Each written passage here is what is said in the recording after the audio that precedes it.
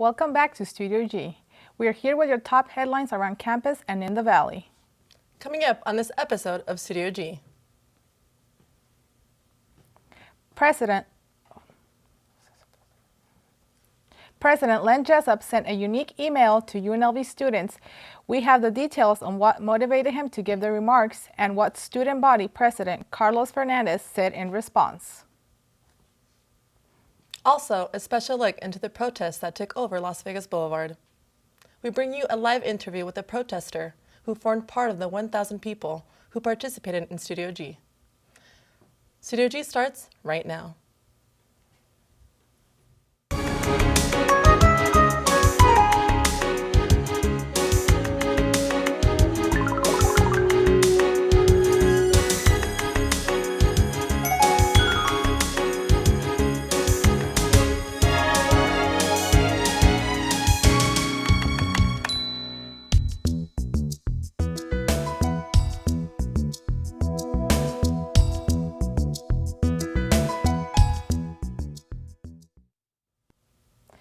Good afternoon, Rebels. I'm Ana Hernandez. And I'm Sandy Julian. We start off today with a special message from our university president, Len Jessup. UNLV administration has sent out a unique email towards students after a student tweeted at UNLV's president, Len Jessup, in regards to creating a safe space on campus post-election. Our reporter, Jocelyn Luna, has a story.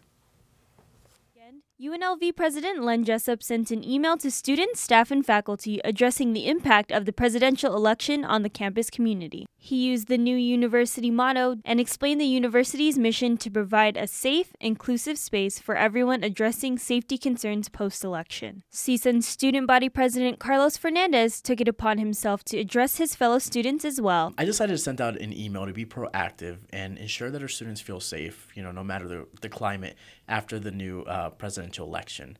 So it's not that it has nothing to do with politics. It has to do with how our students feel and how we should behave on our campus and ensure that we're exchanging ideas and we're being respectful when we do so and we're not attacking anybody. Students voiced their concerns to UNLV administration about feeling safe on campus via social media. Some encouraged their fellow classmates to do the same, even creating prompts for others to make it easier to put into words. That's why Fernandez felt the need to address his student body one-on-one. I felt that the response was very appropriate, but I did want to send a response that was a little bit more whole.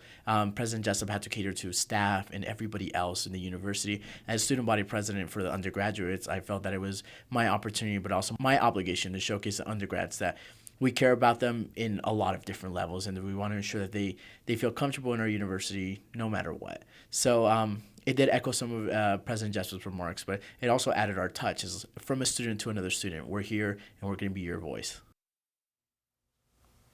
Administration also directed students towards the student counseling and psychological services provided at the Juana Center. As for now, we hope that we can continue to create a safe space for students in our campus community. Abortion laws have been a controversial topic in the country, and recently, the pro-life organization on campus held an event promoting a pro-life support system. Our reporter, Jessica Sagawa, talked to the student organizer and also gained some feedback from a Planned Parenthood representative. Let's take a look. You may have seen these flags set out on the amphitheater not too long ago. Each of them represents something significant to UNLV Students for Life. Claire Finley explains more behind the organization and what they stand for. Students for Life is actually a national organization. This is our chapter's second year on campus. We are a pro-life club, which means we actively oppose and raise awareness on the issue of abortion. But we also like to help mothers in need, women who are facing crisis pregnancies, and help them throughout not only the pregnancy, but after birth. Yeah, so we have 1,000 flags out. Each one represents 1,200 abortions, which equals 1.2 million a year in the US. Most of the people we've spoken with today were actually shocked by the high numbers that each flag represented. Everyone's been super open-minded and just really open to dialogue, even if they disagree with us. Everyone has different feelings upon choosing pro-life or pro-choice. Brenda Hernandez from Planned Parenthood explains her perspective on the organization's knowledge and differences. I think that Planned Parenthood as a pro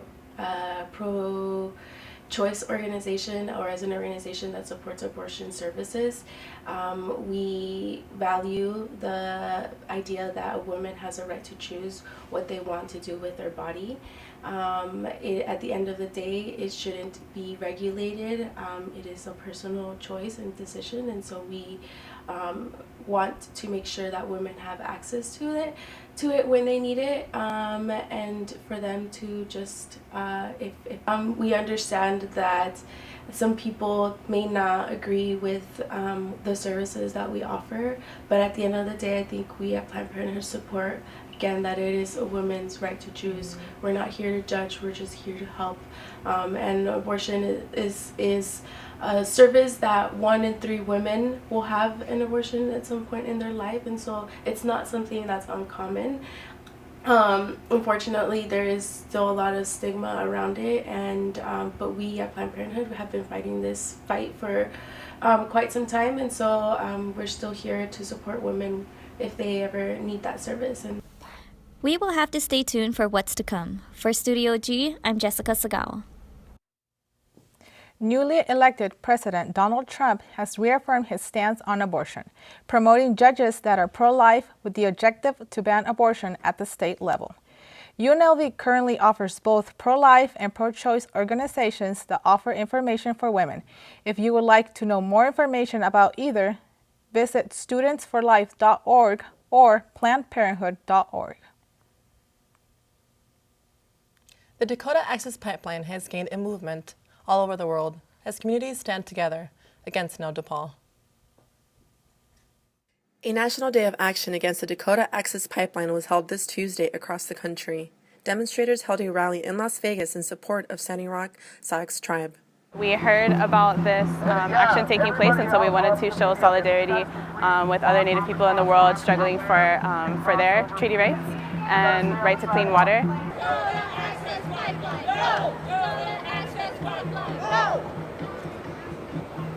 Last year, I think it was in March or April, I had the privilege of standing underneath the Las Vegas sign in support of Mauna Kea, which is where my ancestors are from. So this is just kind of the same thing, you know, supporting Mauna Kea, supporting the Dakota Access Pipeline, and, you know, the territory that belongs to the original people. The construction of the $3.7 billion pipeline has been drawing protests since spring of this year. Environmental activists claim it could pollute nearby water sources and destroy sacred sites. The water is life. We all need water to survive. The earth is our mother. We need to protect our mother. If we don't protect our mother, we don't exist.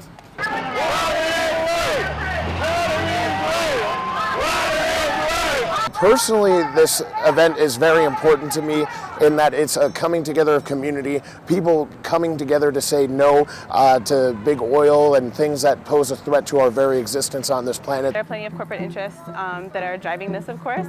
It's still a matter of holding to the right to clean water, basic human right to clean water, and to public health and safety. This is an issue for all people. If you drink water, this is your issue. This is a clean water right. This is a human right. I am but a humble person from Las Vegas, Nevada, and my heart goes out to those water protectors that are there sacrificing their time, energy, and effort. It's very vital and important, and we're here to support you. Construction is currently being halted due to the movement all over the country opposing the pipeline. Peaceful rallies are making a big impact. And when we come back, we'll take a look at the protests that took over the Las Vegas Strip this past weekend. Also, a live interview with a protester who joined the event. Stay tuned. This is a 30-minute show that airs every Tuesday evening at 91.5. You're going to hear Dr. Gary Larson along with our regular contributors talking about what matters to our community. And not only what matters, but why does it matter? We look at our community as a whole, but we also pay special attention to what's happening here at UNLV because that's our home as well. So looking at our metropolis through the lens of a radio show really gives us the unique perspective to tell a story through words and through people, and I think it makes for a great program.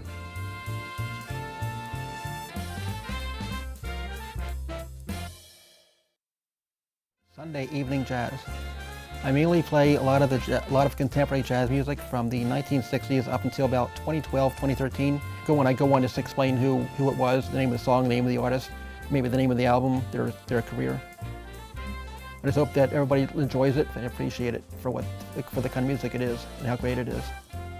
My name is Sam, and I host Sunday Evening Jazz on the rebelhd2.com.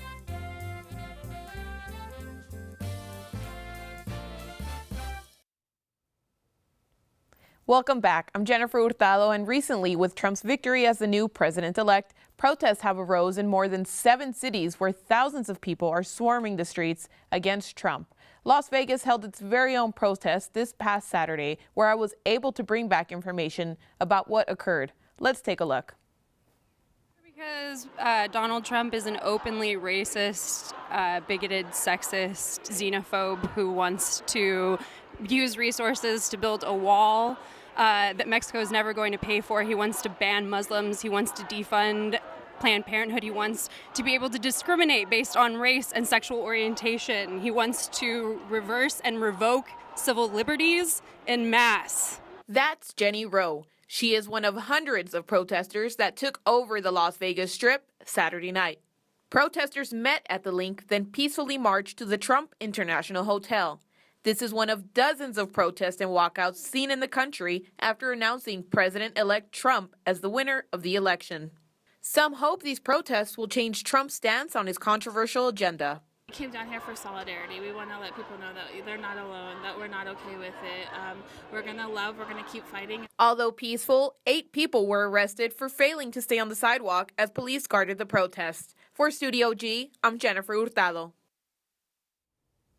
And to give us a better insight, we have with us Matt Kimball, who joined the protests this past Saturday. Matt, how are you? I'm great. How are you? I'm doing great, thanks. So let's open up the discussion with the safety pin I see you're wearing. The safety pin represents a message of that I'm an ally to various marginalized communities, including the LGBTQ community, the Muslim community, the Hispanic community, the immigrant community, the API community, survivors of domestic violence, sexual assault, and any other group that feels marginalized these days. And so not only am I an ally, I will do everything I can to stop any sort of action against them if I see it. So let's lead into the protest this past Saturday. Why were you there, and go ahead and tell me what the environment was like? Well, about a week ago, we awoke to find out who would be elected the next president, and a lot of us, myself included, were not particularly thrilled that the candidate that was chosen was chosen. And so in many cases, many of us decided to express our frustration, express our distaste for that candidate by taking to the streets and protesting in front of the very present building he has here. Okay. So some reports do say a good number of protesters that have taken to the streets all over the country didn't even vote, and some weren't even registered. They figured this out because when they are arrested, they've searched their names and their background. So do you believe these protesters still have a right to voice their opinion? The First Amendment protects our right to protest, to peacefully assemble, and the freedom of the press. So if they've registered to vote, that's great. If they voted, that's even better. They expressed their opinion in this election. If they're not registered, I'd encourage them to register in their current address, update their information if needed, and move forward. But that doesn't stop them from being able to peaceably protest. Okay, so what can people do to get involved other than protest to really try to make a change, either when President-elect Trump does take office, or just to be an ally with the marginalized groups? Join a group, join a political advocacy agency, such as on domestic violence, on LGBT rights, on immigration reform. Join a group, learn the issues, attend a lecture on those issues. We have some great resources on campus to listen in on many different campaigns going on. And then use your voice, write your legislators. We elected 4 new ones, and sent a new senator to the Senate. They all have publicly available contact information on their websites. We can write them, we can email them, we can call them. Calling works best because then you actually contact them.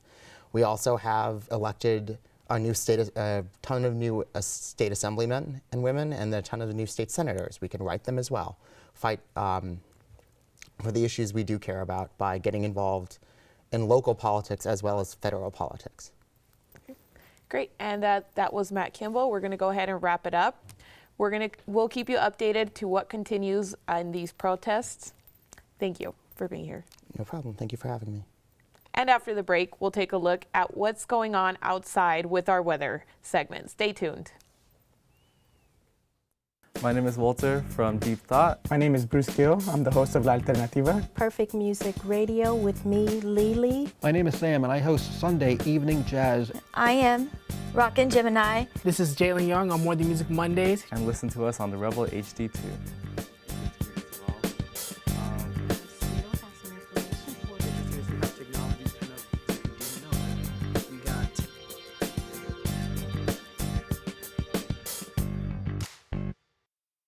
Enjoy doing my show.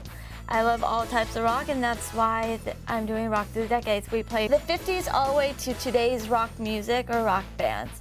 I want them to get the appreciation of how much rock has changed over the years and how it's still really great. You can never kill rock. I mean, rock is like the way to be, the way to go. The name of my show is Rock Through the Decades, and I am Rockin' Gemini. You can listen to this on the Rebel HD2 network. Hello, I'm Amber Michael and I have your weather report for today. Right now we're looking at a high of 77 degrees outside with a low of 50. Just to let you folks know, there is a wind advisory out right now. It says it's going to be that we will be experiencing gusts up to 31 miles an hour. This is actually a picture of the Las Vegas Strip last year when we had the same advisory. It hasn't quite gotten to this level yet, but we're trying to keep this in mind just as we're preparing throughout the rest of the week. Speaking of the rest of the week, today's high is going to be 80 degrees. Tonight we're looking at a low of 50, 61 for tomorrow, 41 for tomorrow night, 63, 43 for Friday night, and then also 67 and 48 as well. Like I said, we are going to be experiencing those winds, but they will die down throughout the rest of the week. Now for the rest of the valley, right now Henderson is looking at about 70 degrees. We also have Summerlin at 72, Las Vegas at 70 for the rest of the valley, and then also down in Southern Highlands at 75. Now looking at the rest of the country, we are seeing a cold front coming in from the west coast. It is going to be bringing a lot of snow and rain to our northern neighbors, but on the east coast, not so much. We're seeing a lot more rain, especially up in the New England area, and then also down in Florida. And that's all we have for your weather segment today. Thank you so much, and make sure to tune in with Mary Jane for our national weather report. For our international news report. Thank you. Thank you, Amber. I am Mary Jane Balyeza, and this is your world news. We start off with Cuba. In a response requested by Pope Francis, Cuba will pardon 787 prisoners who have not committed extreme crimes before the end of the Catholic Church's Jubilee Holy Year of Mercy. The Cuban government released a statement earlier this week in which women, young people, and the sick were released for humanitarian reasons. Only those excluded from the pardon are those who committed murder, homicide, drug trafficking, corruption, and other extreme dangers. 19 people died in an airstrike yesterday in northern Syria. Russia announced a major offensive in position held areas on Tuesday. It is unclear who carried out the airstrike in Batbo. Syrian President Bashar Assad says U.S. President-elect Donald Trump could be a natural ally to the Damascus government in its debilitating civil war. Google and Facebook ban fake sites. Google and Facebook are implementing new policies to ban fake sites from using their advertising networks. The U.S. election fake news became a popular hit on social networks, sparking false reports of inaccurate information. Websites who don't comply with this new policy will get banned from using Google AdSense. A group of 25 swimmers became the first people to swim across the Dead Sea from Jordan to Israel in an attempt to gain attention to the water level decreasing. The Dead Sea is the lowest place on Earth, and environmentalists say it's due to overexploitation of the sea's minerals and unendurable water maintenance. The 9-mile swim took 7 hours to complete. Despite rough conditions, only 3 swimmers failed to finish the challenge. On a lighter note, Pizza, also known as the world's saddest polar bear, is reunited with his family in a new home. Pizza previously lived in an attraction inside a shopping center in southern China in deplorable conditions. Pizza is currently living in an ocean park while the mall renovates the enclosure. Currently, the animal rights group Animal Asia collected 8,500 signatures supporting the closure of the aquarium. That is all for your world news. I'm Mary Jane Balyeza. See you next time. Thank you, Mary Jane. And staying on the topic of international news, leaders around the world are reacting to Donald Trump's surprising victory on election night. Many leaders across the globe have been voicing their opinions on Donald Trump, such as Russian President Vladimir Putin. Trump has given praise to Putin while he was on the campaign trail. And he spoke about resuming and restoring relations between Russia and the United States. We understand that the way to that would be difficult, taking into account the current state of degradation of relations between the US and Russia.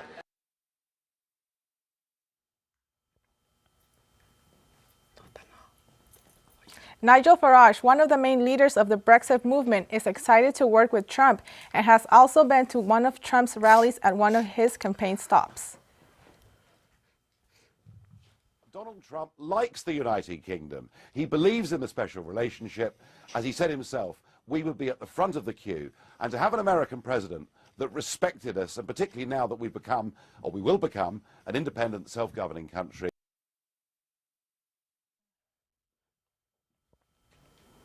Angela Merkel, the Chancellor of Germany, has stated that she is willing to work with Trump because of the similar values Germany and the United States share. Now we're going to a short break, but when we come back, we take a look at what Dave Chappelle had to say about the new president-elect on Saturday Night Live. We'll be right back. My goal is to be an on-air personality, and that's what my career is. It feels really incredible because I've been wanting to do something like this for my whole entire life since I was little. I mean, it's an opportunity to express myself, get my voice out in public, and get heard for things that I feel strongly about. This station helped me out a lot, gave me a lot of information I didn't know about a radio station in general. It was really easy to get a show here. I took the classes and did the shadowing. They give you a lot of freedom to do what you like, and I feel like there's a lot of support in places you can get answers to. It's just an incredible experience because I could take what I learned here and I could turn it into something more.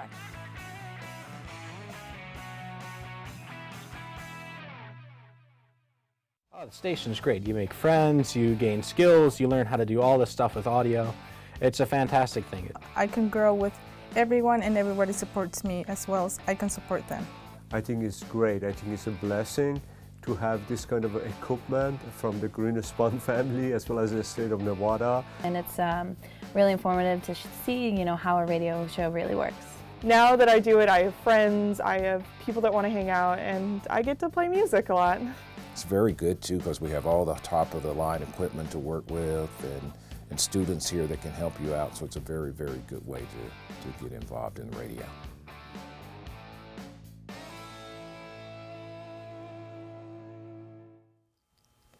A famous comedian gave a certain point of view about the new president-elect, Donald Trump, in a way that he knew through comedy.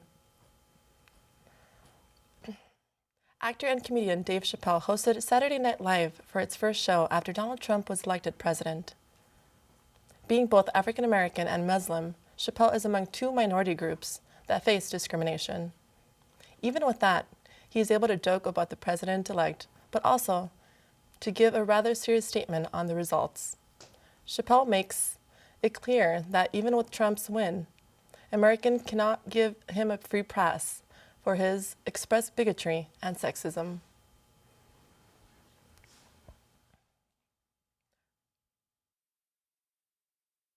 The country's 55% women.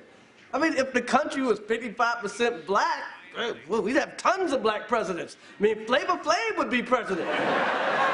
It's a historic night. Don't worry about it. 8 years are gonna fly by. Yeah, don't worry. It's gonna be all white. What about... I think America is racist. Oh, my God. You know, I remember my great-grandfather told me something like that. But, you know, he was like a slave or something. I don't know. Although Chappelle comically touches on a variety of discriminatory issues the nation is facing, he concludes saying, "I'm going to give him a chance. And we, the historically disenfranchised, demand that he give us one too." While many people have had many remarks to say about Trump, expressing it through comedy definitely serves as a breather for many of us. A Muslim woman is making history as she becomes the first Muslim woman to become a cadet in the United States. Our reporter, Lamitra Miller, has the story. Weekend, the world said goodbye to two best-selling musicians, and some UNLV students and faculty share their thoughts on these late artists. Well, it made me mighty sad. I played a little guitar. I played Hallelujah in tribute. Played his record again. Got a bit misty-eyed. I just like the way he would focus on writing songs a lot, to the point where he would just spend like months on like one song. And so I've always tried to be as perfectionistic as he could be. Leonard Cohen is a poet. You have to the song Hallelujah, which everybody's been using now, it's kind of a picture between a man and a woman, and yet a man and his religion and his spiritual life, that kind of thing. He's just a very deep man. I mean, the one about the ring the bells and let the light shine in with the crack. You know, with every crack there's a light shining in. Leon Russell was the same way. He would just paint a picture for you, and A Song for You is one of his hits. A lot of people did a lot of his songs too. The UNLV School of Music said they have yet to announce plans to make a tribute to either of the late musicians in the future. Leon Russell, best known for writing the song A Song for You in 1970, died at age 74, while Leonard Cohen, who was best known for writing the song Hallelujah, died at age 82. For Studio G, I'm Peter Lakasha. Hi. This was a really good story, and about the musicians dying. I really didn't know them, but it's really sad for the music industry to have two people dying. And it's good that we have that recognition and we have this story to bring light to those that performed. Thank you for tuning in today, and we will see you tomorrow.